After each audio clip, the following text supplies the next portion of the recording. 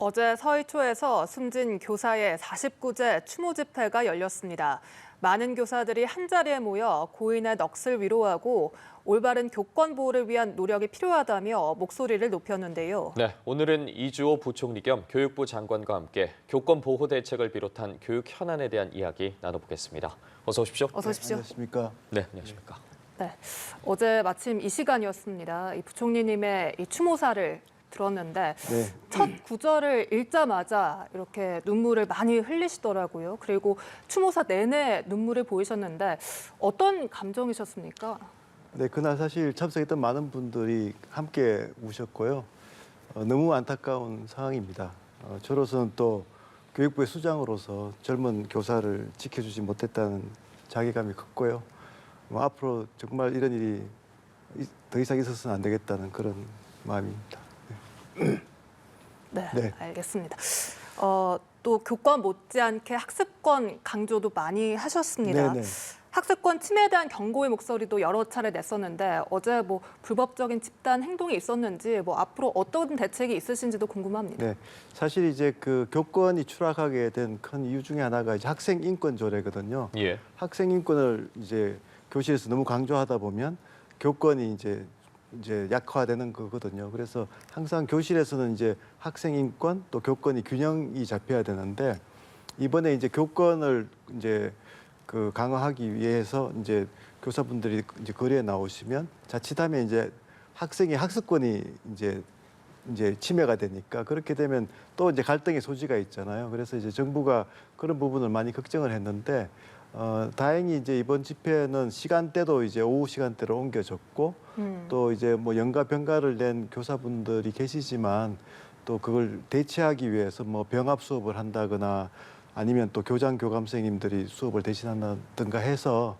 그 학습권 침해는 그렇게 많지 않은 걸로 저희들이 파악을 했습니다. 네, 그럼 교원분들 징계는 안 하시는 거죠? 네, 그 사실 지금 제가 정말 이제 그 심각하게 생각하는 거는 이런 일들이 정말 반복되면 안 되잖아요. 그래서 예. 이제 뭐 어떻게 보면 하루라도 시간이 아깝습니다. 빨리 대책이 현장에 마련되고 실행이 돼서 두 번 다시는 이런 일이 안 일어나야 되는데 만약에 이제 징계를 하게 되면 사실은 이 이슈로 계속 또 혼란에 빠지거든요. 또 국회는 또 여야가 또 다툴 거고 그러다 보면 정말 모처럼 이렇게 모두 한 마음으로 이제 교권 회복하겠다는 큰 에너지가 생겼는데 이게 사실은 그 소멸될 가능성도 있습니다. 그래서 저는 지금은 정말 한 마음 한 뜻으로 빨리 교권 회복하는데 매진해야 되고 그런 차원에서 징계하지 않기로 했습니다. 예. 앞서 언급해 주신 것처럼 이 교권과 학습권을 모두 보호하는 게 참 쉽지 않은 일이지 않습니까? 네, 맞습니다. 관련해서 네. 교육부에서도 다양한 대책을 내놓고 있는데 네. 여러 대책 가운데 이 교권 침해 행위의 생활기록부 기재를 둘러싸고도 약간 논란이 있었거든요. 네, 관련해서는 어떻게 보고 계신가요? 그 생활기록부가 이제 뭐 학교 폭력에서도 생활기록부에 기재하게 되면 그 폭력을 예방하는 효과가 크거든요. 예. 그래서 마찬가지로 이제 동료 학생에 대한 폭력도 그렇게 기록을 하는데 교사분에 대한 폭력은 더 심각하니까 당연히 해야 된다는 논리인데요.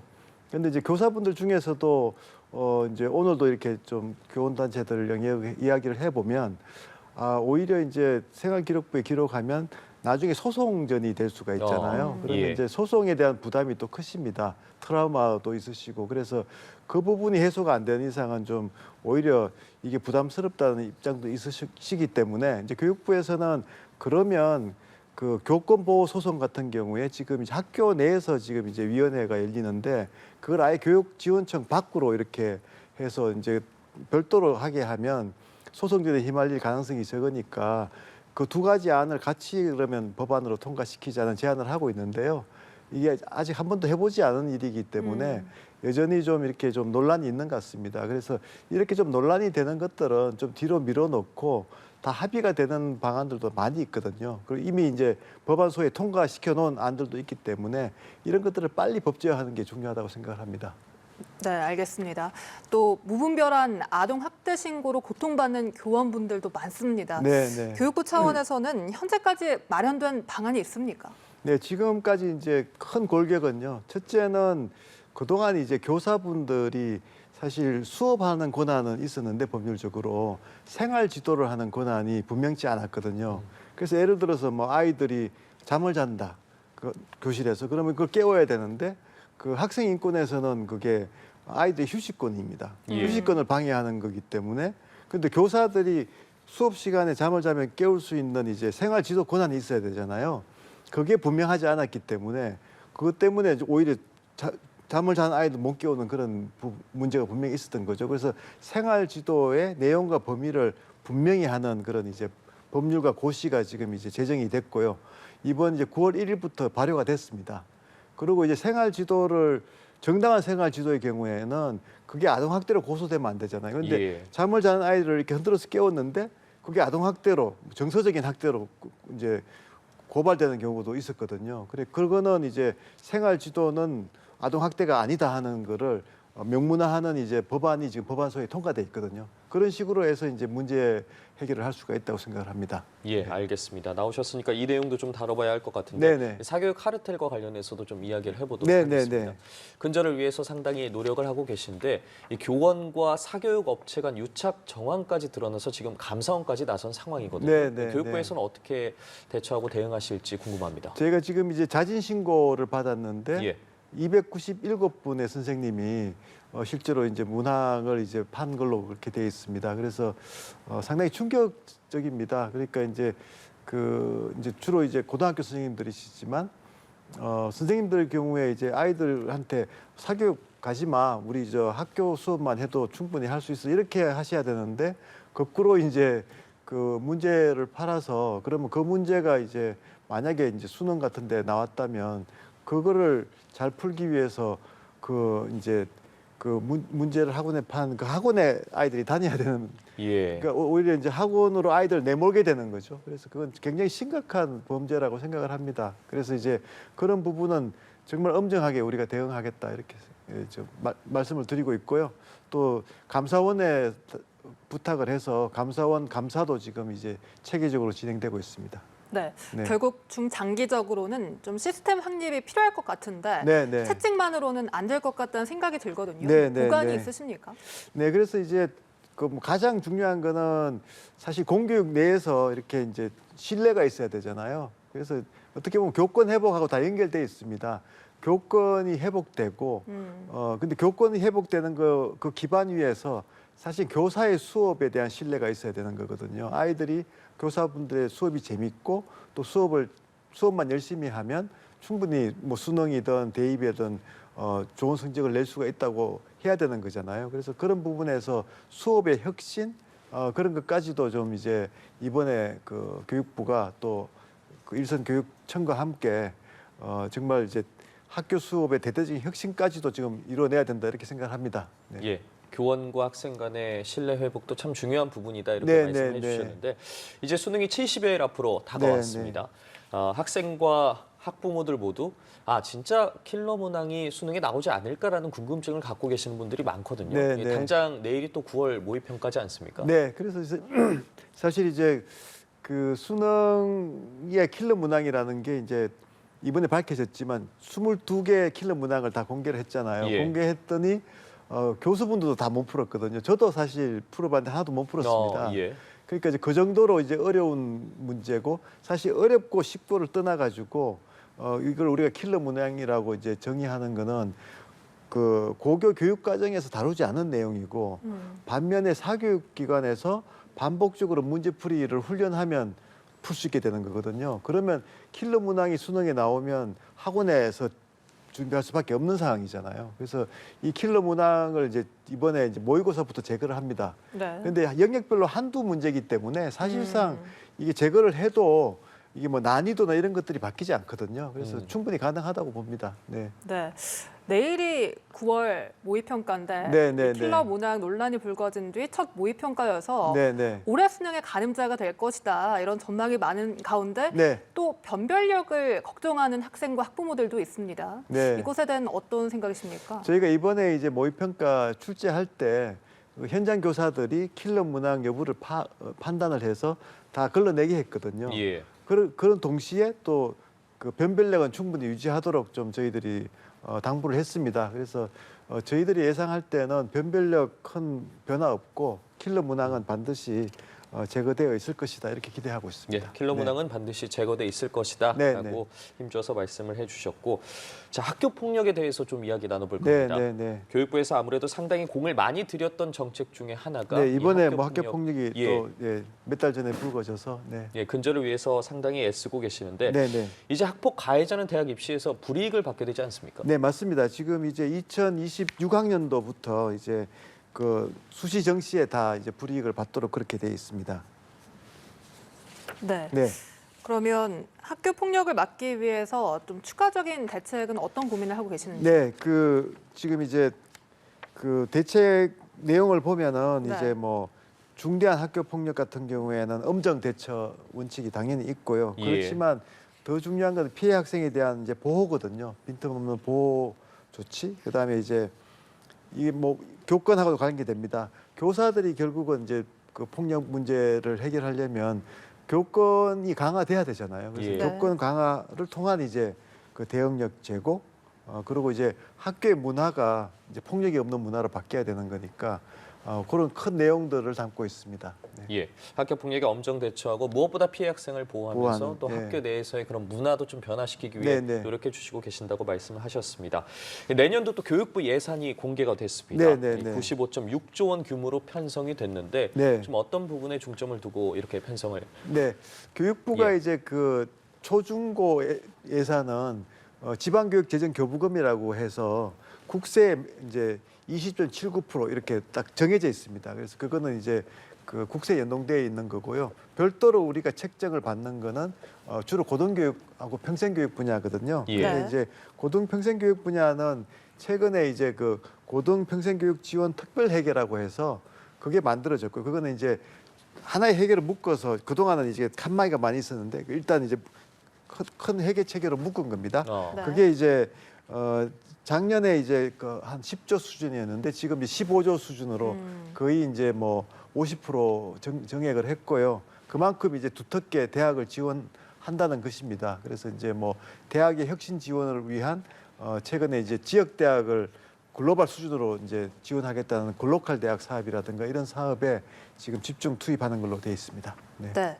또 부임하신 뒤에 네. 돌봄 교실에 대한 정책적 강조도 많이 하셨거든요. 네. 그런데 아직까지 뭐 인력이나 예산이 부족하다 이런 지적도 있어서 앞으로 뭐 어떻게 보완하실 예정이십니까? 돌봄이 이제 사실 그 지금 뭐 가장 큰 우리나라의 큰 이슈 중에 하나가 저출산이거든요. 예. 그 저출산을 해결한 나라들을 보면 여성들의 돌봄 수요를 국가가 상당히 이제 책임을 줍니다. 그렇게 되면 그 시스템이 이제 잘 구비가 되면 저출산이 이제 그 반등을 하거든요. 그래서 우리도 사실은 지금 가장 효과적으로 정부가 할 수 있는 저출산 대응책 중에 하나는 돌봄 기능을 강화하는 건데, 돌봄이 우리나라 특히 학부모들은 돌봄을 학교가 해주기를 원하시거든요. 예. 그래서 그런데 이제 학교는 지금 이제 1시 되면 집에 보내잖아요, 아이들을. 그러니까 이제 특히 이제 초등학교 입학하면 엄마들이 이제 걱정을 하거든요. 특히 이제 그 직업이 있는 엄마들 경우에는 정말 이제 직업을 그만둬야 되는 건지까지 걱정을 하게 되는데요. 그래서 근데 외국에서는 1시 이후에 돌봄을 하거나 아니면 뭐 스포츠나 예술 등 마음껏 뛰어놀게 해주거든요. 그래서 이제 방과후 프로그램 같은 것들로 해서, 그래서 그게 소위 늘봄 학교라는 제도입니다. 그래서 저희가 이제 이게 중요한 국정 과제고요. 그래서 지금 2024년도 연말까지 모든 학교를 늘봄 학교로 전환시키겠다. 예. 그래서 지금 이제 한 400개 학교를 시범 운영하고 있는데 내년에는 2,000개, 이제 1학기 때, 2학기 때는 이제 6,000개 초등 모든 학교를 다 늘봄 학교를 하는데, 그렇게 되면 학부모님들이 오후 뭐 6시, 7시까지 아이들을 뭐 저학년 같은 경우에는 돌봄 교실에 보낼 수도 있고, 아니면 고학년 같은 경우에는 스포츠나 예술 활동을 하게 할 수 있는 거죠. 그래서 그렇게 되면 돌봄에 대한 이제 그 불편함이 많이 이제 해소가 되기 때문에 저출산에도 큰 도움이 될 거라고 생각을 합니다. 근데 문제는 이제 학교 선생님들한테 그 부담이 가면 안 되잖아요. 예. 그래서 이번에도 이제 교사분들의 요구 사항 중에 하나가 이제 그 사항이 들어가 있습니다. 그래서 정부에서도 이제 별도의 인력을 확보를 한다거나 네. 아니면 이제 그 돌봄만 하는 또 별도의 매니저가 있을 수도 있거든요. 새로운 시스템을 도입한다거나 그렇게 해서 교사분들에게 추가적인 부담 없이 학교의 공간을 활용해서 돌봄을 오후 늦은 시간까지 하겠다. 또 방과 후 프로그램을 활성화시키겠다는 그런 계획을 가지고 있습니다. 학부모들이 가장 좋아하는 프로그램입니다. 빨리 늘려달라고 해서 사실은 2025년을 목표로 했었는데 2024년으로 1년을 당겼거든요. 그래서 최대한 좀 저희들이 속도를 내서 정말 그 학부모님들이 좀 안심하고 그 방과 후에 아이들을 맡길 수 있도록 그렇게 하겠습니다. 예. 네. 또 눈길을 끄는 것 중에 하나가 AI 교과서입니다. 이제 본격적으로 네, 네. 도입을 앞두고 있는데 상당한 재원과 시간이 사실 걸리는 사업이라고 생각이 드는데 네, 네. 어떻게 준비하고 계신지 좀 말씀해 저희는 주시죠. 뭐 가장 큰 소위 말하는 게임 체인저라고 생각하고요. 수업이나 교실 예. 분위기에. 왜냐하면 이제 그 AI 디지털 교과서라는 게 과거처럼 뭐 그냥 PDF 파일 올려놓는 정도가 아니고 그 안에 AI가 들어가 있기 때문에 아이들이 이제 클릭을 하면서 그걸 사용을 하면 몇 개 클릭을 하면 AI가 이 아이의 역량을 다 파악을 합니다. 그러면 이제 예. 교실에 한 20명의 아이들이 AI 교과서를 공부를 하는 그 교실을 생각을 해보면 20명의 그 AI 튜터가 있다고 생각하시면 되거든요. 보조교사가. 네. 왜냐하면 그 다 한 명 한 명에게 맞춤형으로 가이드를 하는 거죠. 어떤 아이가 예를 들어서 중학교 2학년 교실에 있는데 수학 실력은 뭐 초등학교 5학년밖에 안 된다 그러면 이 AI는 금방 알아채거든요. 그래서 초등학교 5학년 때부터 그 내용을 공부하게 해서 끌어올려 주니까요. 그런 일을 교사가 하기는 힘들죠. 예. 그런데 이제 AI 보조교사, AI 디지털 교과서 시스템은 그걸 하게 되니까요. 2025년에 영어, 수학, 코딩 세 과목이 AI 디지털 교과서가 도입이 되니까 그때는 상당히 많은 변화가 있을 것이고 그걸 위해서 지금 대대적으로 내년에 교사 훈련 연수 프로그램을 운영합니다. 거의 뭐 한 7,500억 정도의 대규모 아마 역대급 그 교사 연수 프로그램이 돌아갈 거고요. 네. 그렇게 해서 이제 정말 교실이 바뀔 거다. 저는 그렇게 말씀드릴 수 있겠습니다. 네. 또 최근 교육계 안팎에서 네. 버스가 큰 주목을 받았습니다. 네, 그러니까 수학 여행이나 체험 학습을 갈 때 노란 버스만 이용해야 한다 이런 법제처의 해석이 있었는데 네네. 교육부의 방침은 뭡니까? 노란 버스가 이제 법제처의 해석에 따라서 그렇게 시행이 되는 걸로 했다가요. 이게 이제 급작스러운 변화이기 때문에 사실 그 뭐 체험 활동이나 뭐 수학 여행이나 이렇게 갈 때 노란 버스를 대절하려면 너무 비용이 들고 그 버스에 페인트 칠을 새로 하는 데는 뭐 몇백만이 드는 거거든요. 네. 그래서 이제 그렇게 하는 거에 대한 이제 그래서 뭐 오히려 이런 지금 새로운 제도 때문에 뭐 체험 학습을 캔슬하거나 취소하는 경우가 많이 생기고 해서 바로 경찰청이랑 협의를 해서 좀 이거를 유예 기간을 두기로 했습니다. 유예 기간 동안은 이제 그런 걸 좀 이제 계도 기간을 좀 설정을 하고요. 그게 이제 그 기간 동안 좀 제도를 좀 마련해서 예를 들어서 페인트 칠하지 않고 뭐 부착하는 그런 걸로 해서 네. 아이들이 타고 있다는 표식만 해도 훨씬 더 안전성이 높아지거든요. 그래서 예. 그런 좀 대안을 모색하기로 했습니다. 네. 예, 알겠습니다. 그리고 상당히 무거운 내용인데 요즘 흉악 범죄가 상당히 많이 일어나고 네, 있습니다. 네. 관련해서 주변에서도 학생들의 걱정을 생각하시는 분들이 정말 많으시거든요. 네, 관련해서 교육부의 대책이 있을지도 궁금합니다. 일단 이제 학교 출입 절차를 관리를 강화해야 된다고 생각을 합니다. 이제 이렇게 팻말을 이제 그 발급을 해서 반드시 부착하고 학교에 이제 들어오시게 그렇게 안내를 해야 되고요. 그 시스템은 이미 이제 교육부가 교육청하고 다 지금 그렇게 하기로 하고 이제 이미 하는 데가 많이 있고요. 그 시스템을 이제 정착시키려고 하고요. 또 이제 학생들 간에도 이제 그런 이제 흉기를 소지할 수가 있잖아요. 예. 그래서 그런 것들은 이제 지금 이제 아까 말씀드린 그 교사의 생활 지도에 그런 이제 과거에는 그 소지품 검사를 못 했거든요. 근데 이제 그게 이제 생활 지도의 권한으로 이제 명시가 되면서 소지품 검사를 해서 그런 것들이 만약에 나오게 되면 이제 별도 보관함에다가 한다든가 또 회수를 한다든가 뭐 그렇게 이제 조치를 할 수가 있게 돼 있습니다. 그래서 이제 그런 걸 통해서 좀 이제 안전을 확보하는 그런 방안들도 있습니다. 네. 네. 또 후쿠시마 오염수 방류 이후에 네. 또 학교 급식을 우려하는 학부모들도 많습니다. 네. 교육부도 관심이 많은 걸로 알고 있는데요. 네, 네. 부총리님 생각은 어떠십니까? 지금 저희가 한번 파악을 해봤습니다. 해봤더니 이제 학교 급식 식재료에 이제 수산물이 차지하는 비중이 한 9% 정도 됩니다. 네. 근데 이제 그 9%의 수산물 사용 실태 조사를 해보니까 일본산 수산물은 전혀 사용된 적이 없고요. 또 이제 이런 걸 수산물을 2중, 3중으로 유통을 확인하는 이제 과정들이 다 있습니다. 그래서 절대 안전하다 이렇게 확인을 했습니다. 예, 알겠습니다. 오늘 정말 다양한 교육 현안들에 대해서 네. 이야기 나눠봤습니다. 지금까지 이주호 부총리 겸 교육부 장관과 함께했습니다. 말씀 고맙습니다. 고맙습니다. 감사합니다.